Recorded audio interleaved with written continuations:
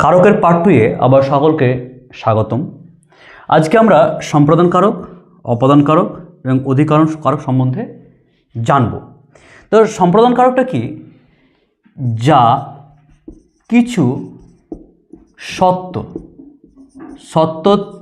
ত্যাগ করে দান করা হয়। অর্থাৎ আমরা যেটা দান করে দিই, যেটা দিয়ে দিলে আর সেটা পুনরায় ফিরিয়ে পাওয়া বা নেওয়ার কোনো যুক্তিকতা থাকে না, তাকে কি বলছি আমরা? সম্প্রদান কারক।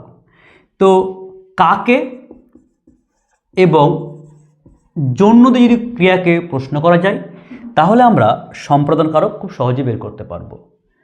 উদাহরণ হিসেবে বলা যেতে পারে যে দিন দুঃখিনীকে দান করো। তাহলে কাকে? দিন দুঃখিনীকে দান করো। তাহলে পারে দিন দুঃখিনী কি? তাহলে আমাদের হচ্ছে কি যে সম্প্রদান কারক। যখন তাকে দান করে দিচ্ছি তার কাছ থেকে আর দান ফিরিয়ে নেওয়ার কোনো প্রশ্নই আসে না, তাই দিন দুঃখিনী হচ্ছে আমাদের সম্প্রদান কারক। অপদান কারক হচ্ছে ক্রিয়াটি যেখান থেকে শুরু হয়। ক্রিয়াটি যেখান থেকে শুরু হয় হইতে আর যদি থেকে থাকে তাহলে পরে আমাদের অপদান কারক হবে।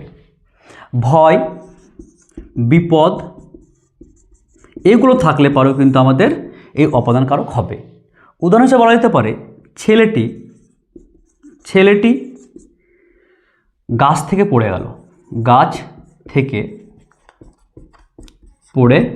গেল।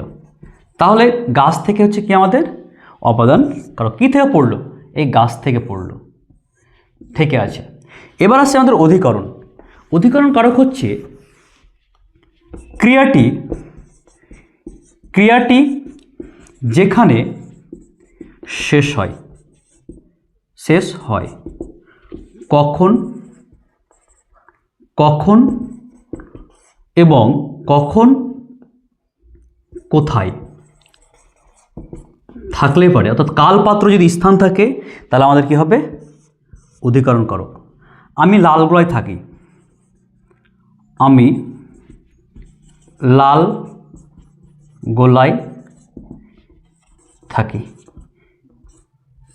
তাহলে আমি কোথায় থাকি? লালগোলায়।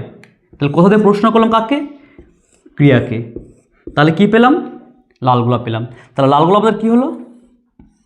আমাদের হচ্ছে অধিকরণ কারক। আশা করি সবাইকে বোঝাতে পেরেছি। Thank you. ভালো থাকবেন, সুস্থ থাকবেন।